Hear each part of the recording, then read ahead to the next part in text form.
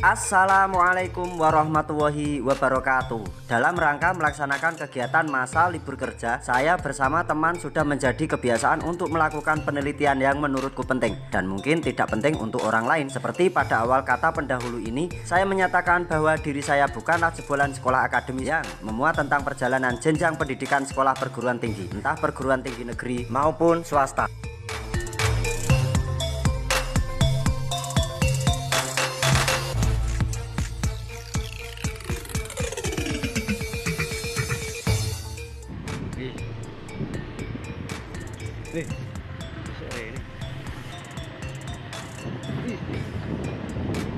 Jenenge busukane busuk ya Kang.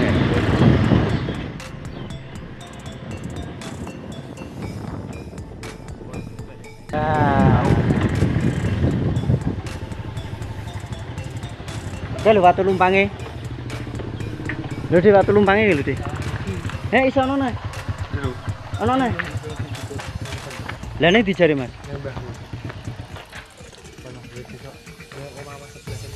Tapi ketok watu lumpangnya ketok.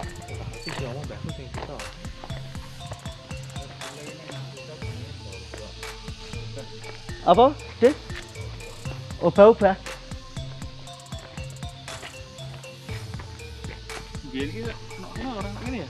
Dipindah. Heeh. Iki apa jenenge Mas kok? Mas Kak. Hah? Iki jenenge apa iki? Apa? Iki tuh. Watu tuh.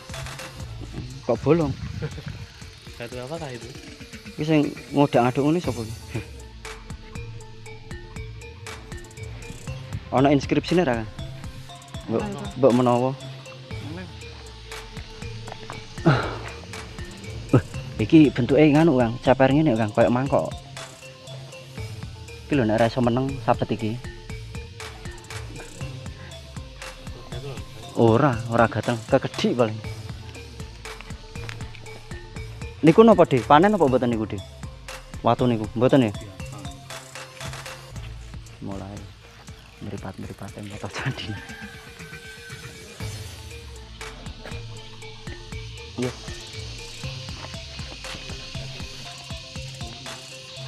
Apa, Mas? Dituku apa?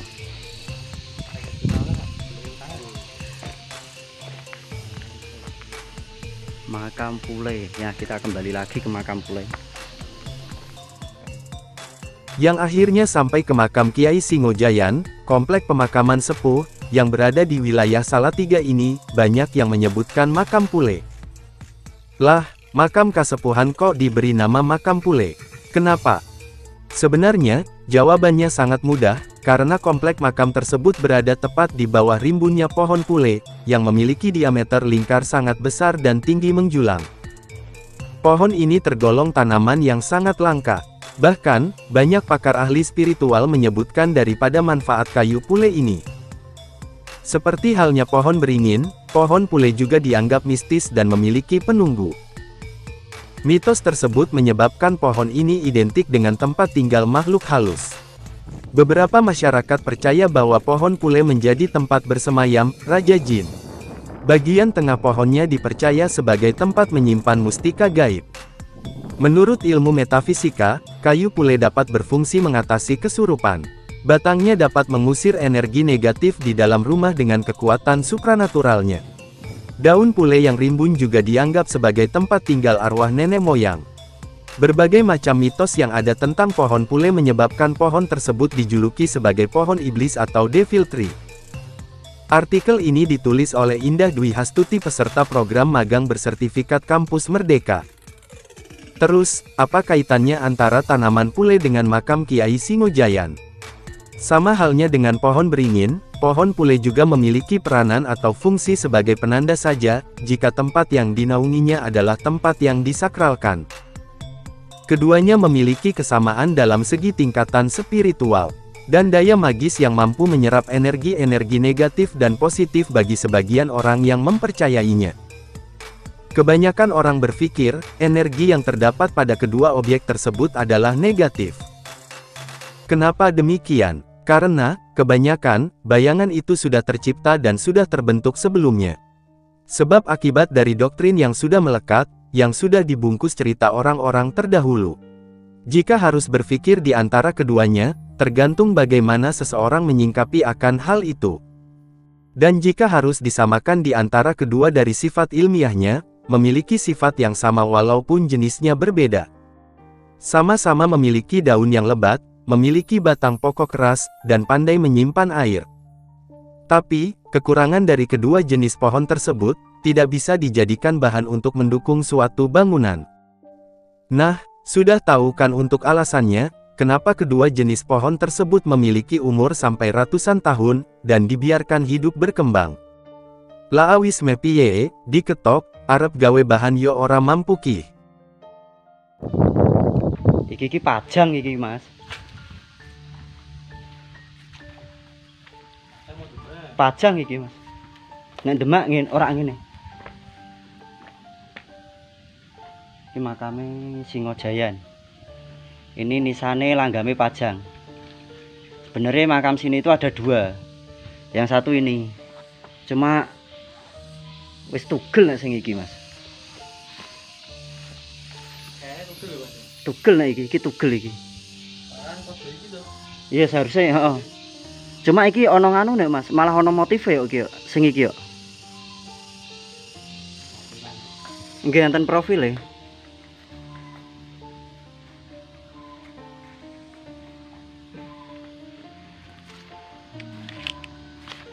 Nang iki mujure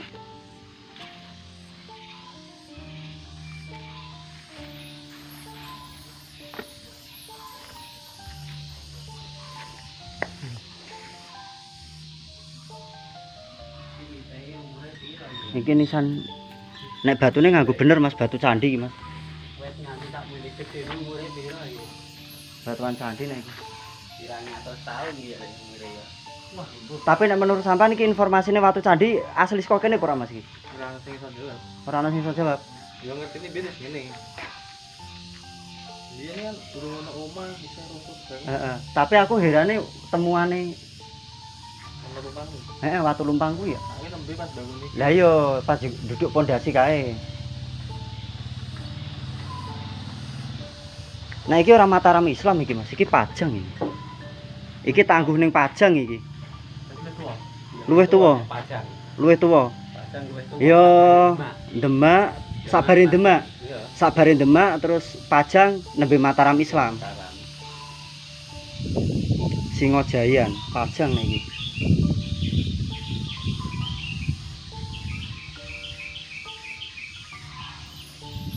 Lah ngetan ngalore ngidule ndi Mas? Ngidul rono. Lah iki masange ngene. Cobi deh jenengan ukur niku deh. Nisane niku deh. Enten jenengan ndak pun mriki deh. Langgame Pajang iki ternyata bukan Mataram Islam.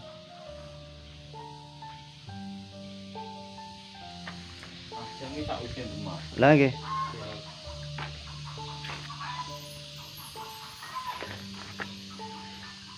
Pinten deh. Jonggone iki Nganu ngeten deh.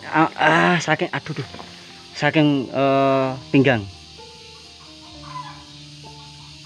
Saking kaki sampai mustaka. Sak menten iki pinten iki berarti? 10, 20, 30, 40. 80 42. Oh iya 42. 42. Terus tebalnya deh. Oh nganu. Ini kan tadi dari kaki sampai mustaka. Sekarang ngeten deh, dari pinggang deh. Dari pinggang 33 ya, dari pinggang sampai mustaka 33. Terus tebal kaki deh 10. 10. Dari kaki sampai pinggang 10 cm. Terus tebalnya deh, tebal nisannya deh. Tebal nisan 6 cm. 6,5. 6,5. Terus ini tebal ini deh 10. Terus panjangnya pinggang 12 25 nggih. 25. Niki mboten jalan ukur. Motif. Pinten sih? 60. 60. Nah, biasanya nek komponen untuk candi ini biasanya manggone ning ndi, Dik? Ini biasanya nenggone Selasar. Selasar. Nggon bagian semacam apa jenenge? Atap, ndak enten, Dik. Atap nggih wonten. Dadi Ada dua, berarti antara selasar kali atap. Selasar kuwi kan bertingkat-tingkat to, enek sing kali tubuhe kayak piye tubuhe candine. Biasanya kalau model mau kan enggak ono selasar tapi langsung antepis. Nah iki model utuh mau, jadi modelnya selasar terus tubuh, terus otot cilik neh, selasar neh, terus tubuhnya otot cilik. Terus atap. So biasanya iso sampai 5. 7 sakan kemuncake. 7 tingkatan.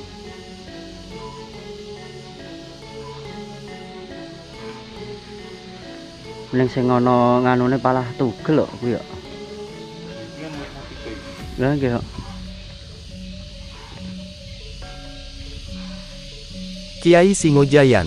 Singojayan merupakan nama dari sebuah gelar yang disematkan oleh pepundennya, menurut bidang keahlian dari tokoh tersebut.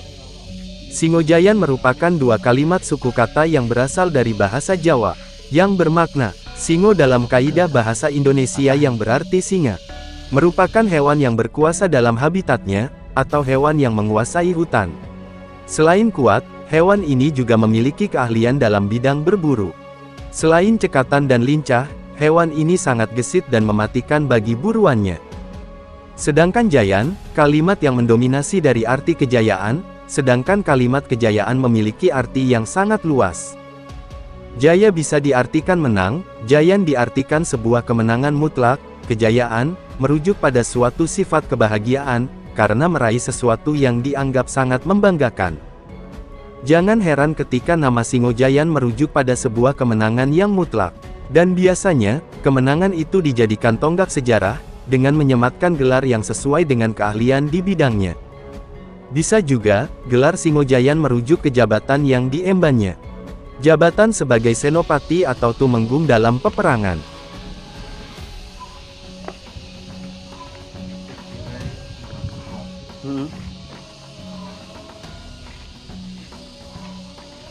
Biasanya sing ana nanggon buku glathik lho. Buku-buku merek glathik gitu, Pak.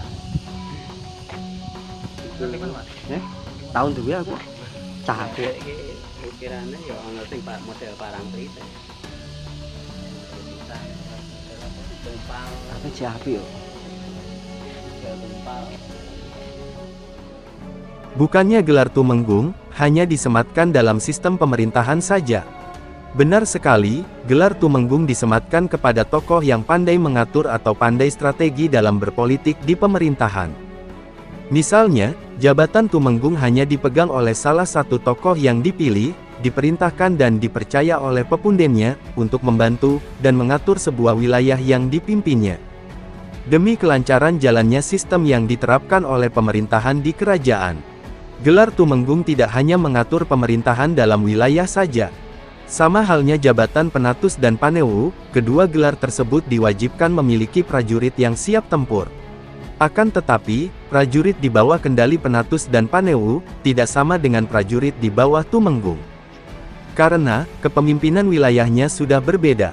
Jika penatus, wilayah yang dipimpinnya seluas desa atau kelurahan, untuk panewu, wilayah yang dipimpinnya seluas kecamatan, sedangkan tumenggung, wilayah yang dipimpinnya seluas kabupaten. Jika prajurit di bawah penatus dan panewu disebut dengan pasukan wiratani. Untuk kesehariannya, prajurit ini bekerja selayaknya petani-petani pada umumnya. Ketika panggilan perang datang, prajurit wiratani ini harus siap diperintahkan perang melawan musuh di dalam maupun di luar kerajaan. Ketika penatus diwajibkan memiliki prajurit berjumlah 100 orang prajurit, dan panewu diwajibkan memiliki prajurit berjumlah 1000 orang prajurit.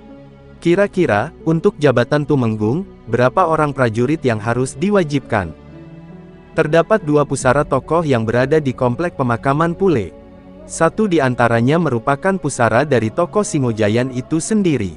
Sedangkan, untuk pusara yang satunya, dugaan sementara merupakan istri dari Tumenggung Singojayan. Dugaan itu saya sematkan karena, saya mendapatkan informasi dari warga sekitar. Menurut cerita, pusara tersebut adalah makam istri dari Tumenggung Singojayan. Dan saya tidak berani untuk mengiyakan cerita tersebut. Karena, bukti nisan yang diduga istri Tumenggung Singojayan sudah patah pada bagian pinggang ke atas. Jadi, tidak bisa terbaca tipologinya. Nisan Tumenggung Singojayan masih dalam keadaan utuh, kedua nisan tersebut masih asli, dan tidak ada satupun yang tertukar atau diganti sama sekali. Pahatan atau langgam nisan Tumenggung Singojayan terbaca masa peralihan, di mana masa peralihan itu merupakan pergantian sistem kekuasaan antara Kerajaan Demak dalam masa runtuhnya, dan Kerajaan Pajang dalam masa keemasannya. Ketika pembacaan tipologi pahatan nisan kurang jeli, maka akan salah pula dalam mengartikan dari hasil identifikasi tersebut. Pahatan kedua nisan memang hampir memiliki kemiripan antara langgam nisan Demak dengan langgam nisan Pajang. Peralihan Demak ke Pajang hanya memiliki perbedaan tipis yang terletak pada bagian mustakanya. Jika nisan Demak masih bertahan dengan mustakanya yang berbentuk tumpul, sedangkan bentuk mustaka nisan Pajang sudah berbentuk lancip. Kiblat nisan langgam Pajang masih mengikuti langgam nisan pepundenya terdahulu, yaitu Demak. Terlihat jelas sekali pada pahatan kaki nisan, pinggang dan tubuh nisan.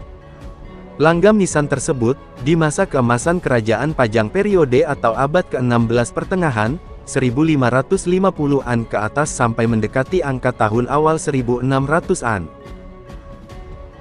Tumenggung Singojayan adalah tokoh yang mengabdikan dirinya ke Kerajaan Pajang, sehingga beliau mendapatkan gelar sebagai Tumenggung, yang memimpin suatu wilayah di bawah kekuasaan Sultan Pajang. Saya tidak berani menceritakan sejarah sepak terjang tokoh tersebut. Karena, catatan atau sumber data yang tertulis atau sumber data dari penelitian, sama sekali belum pernah menemukannya.